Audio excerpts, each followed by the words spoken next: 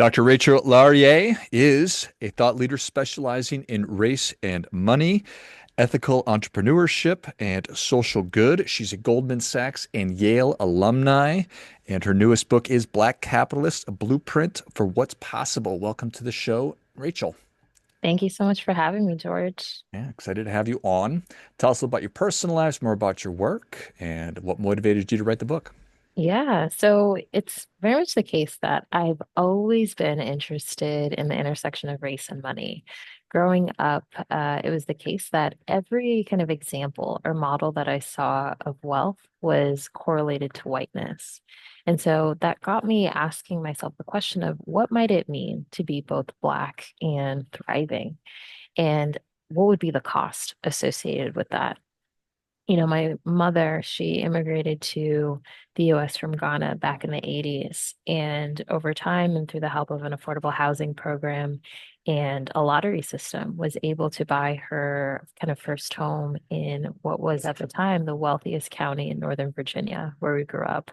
And so I was in the space of elitedom and enormous privilege, but never felt like I had authority in it because of my background and my context. And, fast forward, I would go to some of the best academic institutions, some of the most expensive academic institutions, and even go on to start my professional career at Goldman Sachs. But again, that question still remained. What might it mean to be both Black and thriving? And what could be the context for which you could see models of Blackness and the Black lived experience associated with wealth and thriving, which you often do not see. And I certainly did not see so much in my childhood. And so that became the context for me. But what was really interesting is that, my undergraduate studies I did at NYU in social and cultural analysis. And so I was very much trained in critical race theory, the Black radical tradition, which really often tells a kind of singular narrative and story about Black participation in capitalism, just given the history of American capitalism and how Black people were the laborers and creators of our economic system, but have hardly ever been the beneficiaries of it. And so that was my context for really thinking about the Black lived experience in a capitalist context in a theoretical framework.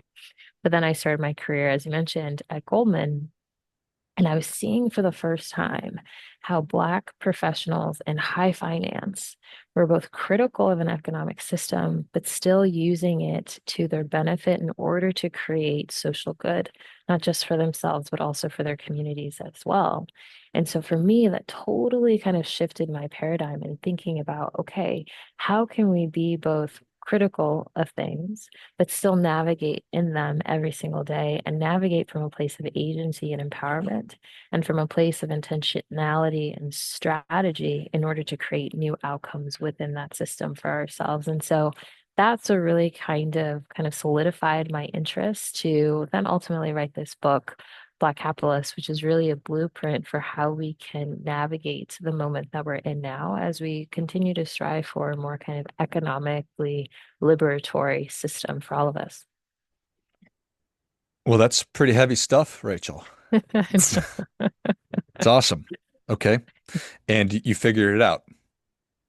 I like to think that I've got some good solutions for us, because it's the case that capitalism, we've all got these different economic identities. Some of us are capitalists, some of us are anti-capitalist, some of us are socialists. And especially for folks who have visceral and negative reactions to capitalism, for all good reason, when you think about the creation of American capitalism really predicated on exploitation, extraction, violence, and racism.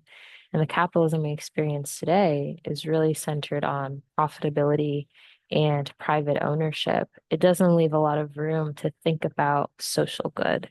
And so, what I offer really through evidence of other people who are doing this and how they're thinking about how do we create more social good within the context in which we live at scale that is also sustainable. And that's really important. It creates a kind of hopefulness around how we show up in this moment. And so I think it's a pragmatic theory for how we deal with the reality that we're in.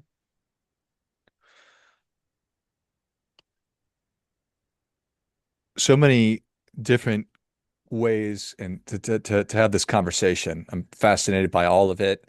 think that the way that we identify and think of ourselves within all the different contexts and frameworks and systems that we're taking part in, because they're all around us and we're all dealing with assumptions.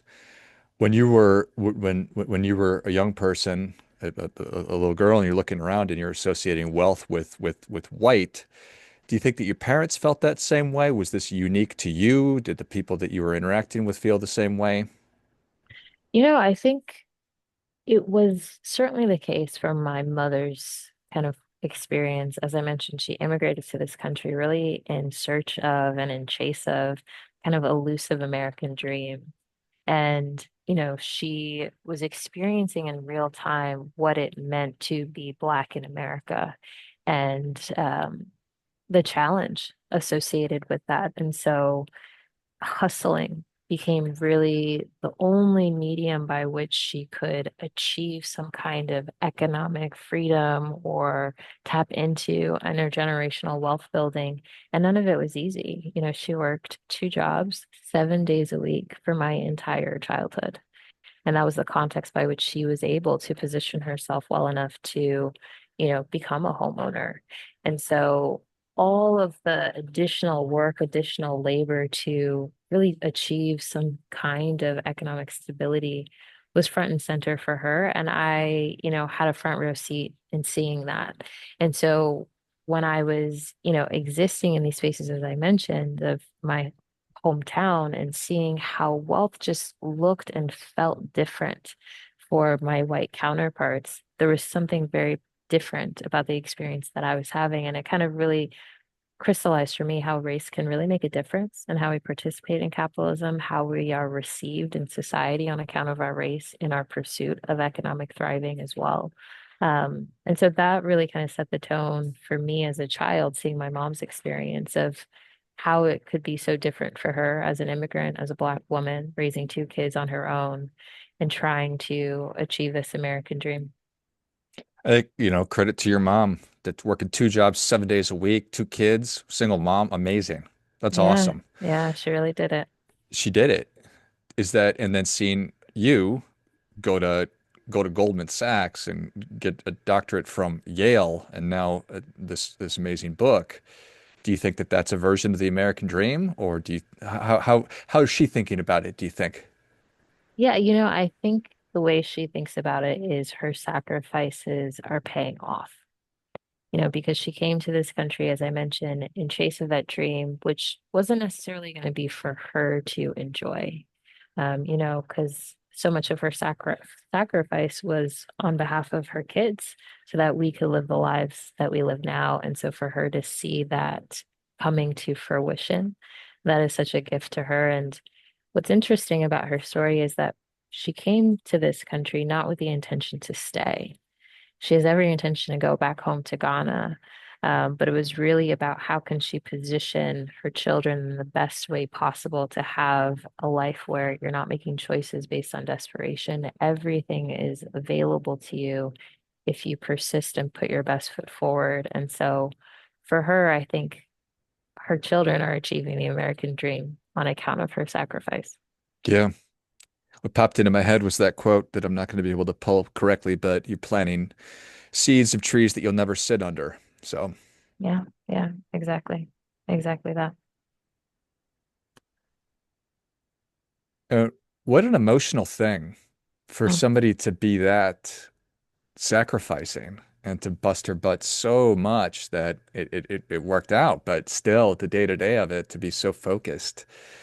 Um, do you think that today and maybe this is the whole a big thing of the book is you recognize where you are, your place in the world. And for your mom, it was, I'm gonna get a better life for myself and my kids, and I'm gonna do whatever it takes to get there. And now she gets to see it happen. And now and I don't want to put words in your mouth. You've stepped up to a different level of security or understanding, and so now you get to continue building on that. Is that through through capitalism, which is a flawed system and has a lot of obviously terrible things in the past? Maybe let's not blame it on capitalism. Capitalism in the United States certainly does. Is am I close? Yeah, yeah, I think my own personal and professional experiences indicate my own evolution in how I think about capitalism and how I participate in it. And so my time at Goldman Sachs was, like I said, it really kind of opened the aperture for how I even think about existing in certain spaces. Because while I was in undergrad, I thought that I would go to grad school. I just happened to, pursue a career in finance because I was recruited by Goldman. I didn't have a context for what it even was. And it was actually my older brother who said, "Oh, see it through because this might change the trajectory of your career."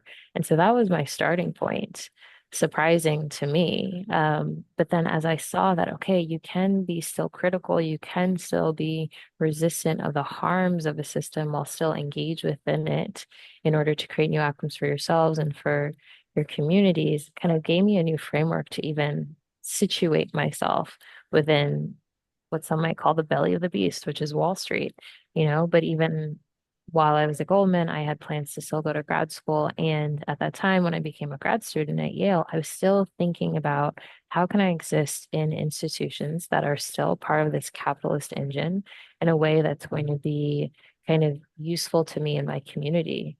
While I was at Yale, I was able to start my business, Kelawele, and was actually able to leverage institutional resources to do that. Because when you think about how capital and access to capital can be so hard to achieve and amass, especially for Black entrepreneurs, the question then becomes, okay, how can I be strategic and creative and really just kind of tactful, and how I leverage the spaces that I'm in service of what I'm trying to do. So that became an opportunity. Then after grad school, I'm now at JP Morgan Chase, and my first role on the team was in the community impact team, which is a team responsible for shepherding the firm's $30 billion racial equity commitment, which launched back in 2020 after the murder of George Floyd. So the work that I got to do was really thinking about how can we deploy $30 billion across the US in service of closing the racial wealth gap. And now in my work in wealth management as a researcher, I think about and build mental models for how we think about wealth creation and build products that align to it. And so for me, my kind of North Star is making sure that we incorporate diverse stories in the creation of these mental models because historically the wealth management space, high finance, has been predominantly white. But that's not the only story and lived experience that we need to account for. And so it's very much the case that in whatever seat that I'm in, whether it's my entrepreneurial hat, my kind of corporate hat, whatever hat that I'm wearing, I'm always thinking about how can I use this seat in this position of privilege in order to further social good.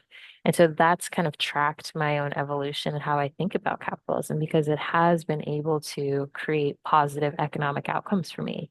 Now being a homeowner and having some level of financial security, but it's not just about my own security. It's about a kind of communal security as well. And so I'm always asking myself that question, and that becomes a much kind of sharper and intentional orientation to capitalism.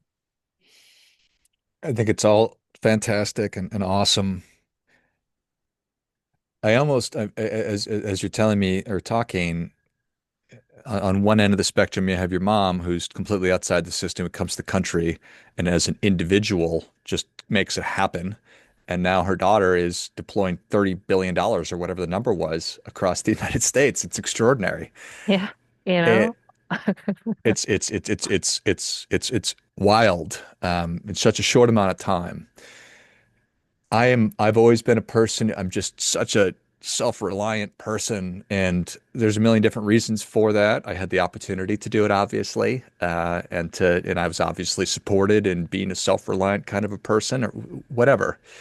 And so I always on the other end of that is I kind of look at that as bottom up, sort of like your mom, and then the top down is it's Goldman Sachs and great big financial companies trying to do good on the other end and just trying to square that circle. So that must be really interesting to be doing such different kind of thinking. Yeah, yeah. And, there's all these different altitudes that you kind of allude to, that kind of individual level, that really kind of focuses around what is, or how do you identify yourself? How do you show up in the world and what kind of choices, moral and ethical choices that you're invested in? And how does that relate to the kind of monetary choices you make, the political choices you make, and then there's the communal level. How do you relate to other people given the beliefs and the behaviors that you decided for yourself at the individual level? And then you get up to that kind of corporate level. How do you show up within these corporate spaces? Because corporations are built by people and they're sustained by people. And so now you've got this amalgamation of all these people kind of coming together to create corporate behaviors and actions. And so you see the kind of fluidity of how these kind of different altitudes work together, but also have a kind of distinction around them. And so I think what's so important for me, even in writing the book and like really trying to get at the call to action, which is around we can be both critical of a system, still use it to our benefit. But what's really important is our critique of the system should really set the standard for how we behave within the system. And that choice is made at the individual level, but it's experienced and expressed all the way through the kind of corporate level at a global scale as well. That you are working with these great giant financial firms in to accomplish, or I assume accomplish what it is that you've just described, is that do you are you confident? Do you have hope for the future that capitalism as it was 50 years ago will be wildly different than it is 50 years from now? I have a lot of hope. I have a lot of hope. Confidence, that one, that's hard earned, but I have hopefulness. I think that, and I kind of spoke to it before, we've all got these different economic identities, right? And it's become a hurdle for us getting towards unified action. Because we kind of get in this stalemate just about what we think about the system and how we might approach it differently. And there's a lot of utility in talking through all of those differences. But for me, I think what's really important and where the hope lies is to acknowledge that we're in a capitalist economy today. That's not changing in the foreseeable future. So then what can we do about it? What are the tools of capitalism that we can use in order to start to tinker it so that over time we start to see transformation in the long term? And so I think it requires unified belief in the possibility of that because there's, again, already evidence of people doing it, but then also unified action. Once we can get to that place, then I think I'll start to get more confident. But I do have a lot of hope. I think we can get there. So what's an example of unified action that you want to Mm, see put in place? mm.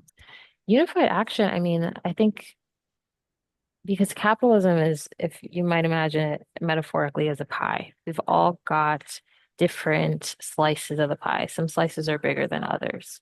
But we do know that, especially within the Black community, the one kind of posture Black people have often had to capitalism has been one of a consumer, because that's, historically been the kind of channel that's been open to us to consume. And so what I think is really important, especially you're seeing it play out in certain kind of economic boycotts, where we're choosing at a kind of communal level, okay, these are our objectives, these are the things that we care about, and we are going to boycott institutions and corporations that do not speak to the things that we care about. And, people often feel most agentic and most powerful when they're voting. And that happens every so often, and people think of it in a kind of political sense. But the reality is, we vote every single day with our wallets, multiple times a day. And so, if we leverage this kind of consumerist posture that we all have access to some degree, and work in community with a kind of unified mindset around what we want, the changes we want to see, and put the action behind that, then you start to see actual outcomes and changes for the long term. And so that's one really powerful example that I think is pragmatic that we can all tap into. Well, I for sure know that that's correct. Before I forget, I've never heard the term agentic, but I love that. And certainly through voting, that is probably the greatest representation of it, or at least one of them. It's tricky because not all black people are the same. Some Oh, black people think 1000%. the opposite of what you think. Some people think exactly the same, and some people are in the middle. So we don't for something to change. We talk about this unified action. Not everybody from a certain group has to do it, but just need critical mass. And what you're talking about is Well, I don't want to tell you that, but it's just getting clear on what your priorities are. Yeah, yeah. And it's the case, you're absolutely right. Blackness is not a monolith, and we all have our different identities and behaviors within that. And so, what I always get back to is what's going to require us to get to unification is a baseline kind of understanding about what we are invested in and what we're not. And we know capitalism today is predicated on harm. It's predicated on exploitation, and it's predicated on the reality that in order for someone to thrive, someone else has to have limited life chances. Someone else has to be exploited. And that creates an infrastructure of harm. And I want to believe, and maybe this is also where my hopefulness comes in, is that people do not want to perpetuate harm if they are kind of fully aware and being intentional about the choices that they make and understanding that certain choices can lead to that.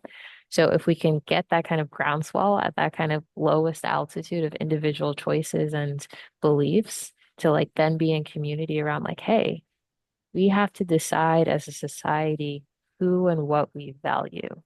And if the baseline is no harm, that's something I think a lot of people can get behind. Will it require something of all of us, sacrifice, to make different choices that don't perpetuate harm? Absolutely. And will those kind of choices be challenging at times? Absolutely. But the greatest part of that is in knowing that you're not doing it alone, but in community. And so I think that becomes the way in which we actually move forward because it is a group decision. I'd certainly agree.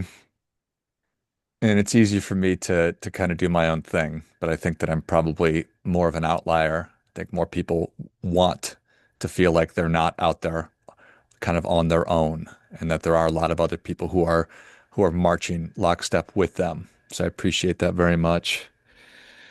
What we're invested in and what we're not. Um, I've been thinking a lot about sort of reverse habits where you create bright lines around. I just don't do this anymore. I I don't go through drive-throughs. That's one for me. I'm just not going to eat fast food. I'm not going to spend money on this kind of a thing. Those are simple little things from a personal financial standpoint. Can you think of things that you wish people would say no to? Hard line. Mm. That's a great question. I'll answer that in terms of what I say no to, because I hate to dictate for others, but I think for me, it's I will always support first a Black owned business that is excellent and exceptional and has a high standard of operation before I will support another. So I will go out of my way to look for a Black owned business in that context. I will go out of my way to be of support to someone else within the seat that I'm in. So, for example, I work at JP Morgan Chase. It takes nothing for me to make a referral, to look at resumes, to show up for other people in those small kind of ways. So I will do that. Um, I will always kind of work and really try to have an abundance mindset whenever, and again, capitalism kind of nurtures a scarcity mindset where it's like, oh, there's finite resources, which kind of nurtures this anxiety that I have to, kind of pursue something and maybe gatekeep or any of that. And I intentionally make the choice, I will not gatekeep. I will share resources. I will give of those resources as I can, in order to create opportunities for others as well. And so those are some of the core ones that come to mind for me that really kind of speak to the ethos of what it means to be a Black capitalist, practice Black capitalism as I define it in the book. That makes a lot of sense, and that seems very reasonable. Abundance and scarcity. If I do believe that resources are scarce, I will not do the things that you just said. I will not go out of my way to do anything. I will not try and elevate other people. I need to make that shift because if I got to get mine and it's Yeah. at the expense of everybody else, then I'm just going to go ahead and do that because it's for me and it's for my family. And hey, I guess I can't get mad at somebody if that's really what they think and they believe. But making that shift is, I guess, that's the opportunity. Yeah, exactly. And the hope. That's what we're hopeful for. Let's put some Hmm. confidence behind it. So, how do we do that? But I suppose that's what you're working to do in creating new financial products and in making allocations of the resources that are available through the institutions that you're working with. So that's a big responsibility. Try not to screw that up, all right? Yeah, I'm trying my best. Of course, I'm just kidding. Yeah. What do you wish, if you could just, if, well, just for everybody, for black people, for white people, for all different kinds of people, what is a plea, a call to action that you would make to everyone? Mm. It's really to, and I've said it a couple of times, but I'll say it again, to really acknowledge that we live in contradictions every single day. America is a contradiction, and yet we navigate it every single day. So the economic system is no different. I think for so many people, there's this sense of passivity, as if capitalism is this big thing that we have no control over. We are just cogs in a system and we just show up and it kind of just dictates our lives. And I would really challenge us to think otherwise. Every system that we are a part of, people create and sustain. And so when we really believe that and we think about the agency and when we're wanting to be agentic, we can really kind of hold and take heart to the fact that we have choice and that choice can create new outcomes. And we can hold all of our criticisms, our feelings and emotions in tension with the reality that we can still use the tools within capitalism to create new outcomes. That's possible even as we sit in the contradictions and navigate everything. And so I just want to relay that message that it is possible. Well said. Well, Rachel, Thank you. thank you so much for coming on. Where can people learn more about you? How can they engage? And where can they get their copy of Black Capitalists, a blueprint for what's possible? Yes, so you can get Black Capitalist wherever books are sold, wherever you buy books, audiobooks, you can do that. And best way to stay in touch is through the website, rachellaryea.com, and subscribe to my newsletter, which is called Black Capitalist, the newsletter. And there's a bunch of, events, different things that people can get the first up-to-date information on. So those are the best ways to stay in touch. Excellent. Well, if you enjoyed as much as I did, show Dr. Rachel your appreciation and share the show with a friend who also appreciates good ideas. Go to rachellaryea.com. It's RACHELLARYEA.com and Yes. get your copy of Black Capitalist wherever you buy your books. And I'll certainly link all those in the notes of the show and then sign up for Rachel's newsletter, Black Capitalist, on the website. And I'll certainly link that as well. Thanks again, Rachel. Thanks, George. I appreciate it. Till next time, remember, do your part by doing your best.